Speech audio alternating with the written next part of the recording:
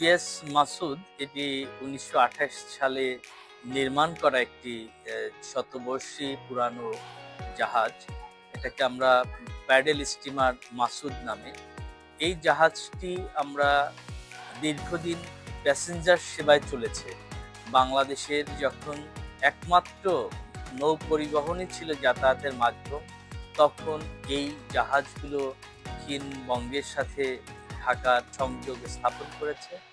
মাসুদ জাহাজটি সরকার রেনোভেট করেছে এবং এটিকে এখন পর্যটন সেবায় আমরা ব্যবহার করার জন্য আমাদের প্রতিষ্ঠান রিভার অ্যান্ড গ্রিন ট্যুরস এটি সরকারের বিআইডব্লিউটিসির কাছ থেকে এটা আমরা লিজ গ্রহণ করেছি।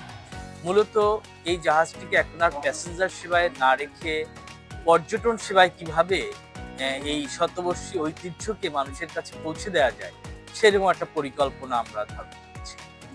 সেক্ষেত্রে দিনব্যাপী ঐতিহ্যের নৌ ভ্রমণ নামে একটি ভ্রমণ কার্যক্রম আমরা পরিচালনা করি, যেখানে বাংলাদেশের বিভিন্ন কর্পোরেট থেকে শুরু করে পর্যটক বৃন্দ একই সাথে দিনব্যাপী নৌ ভ্রমণ করতে পারে।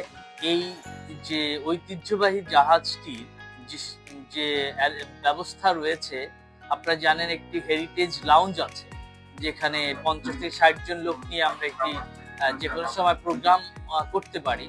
এছাড়া আমাদের আরো একটি ডেক আছে, উডেন ডেক, যেখানে 300 লোক নিয়ে আমরা ডে লং প্রোগ্রাম করতে পারি, যেখানে আমাদের দেশের বিভিন্ন কর্পোরেট বাৎসরিক পিকনিক সহ আপনার যে তাদের কর্পোরেট যে ইভেন্টগুলো হয়ে থাকে, মিটিং, ওয়ার্কশপ, সেগুলোর জন্য ইতিমধ্যে আমরা ভালো সাড়া পাচ্ছি।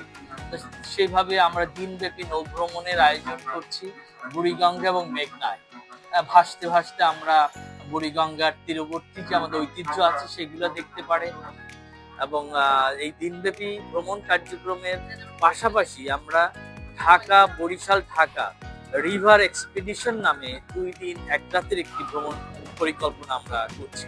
ইতিমধ্যে আমাদের বেশ কয়েকটি রিভার এক্সপিডিশন হয়েছে 2 দিন 1 রাতের, যারা এই বোটে আমরা সারাদিন নদী দেখতে দেখতে বরিশালে পৌঁছেছি।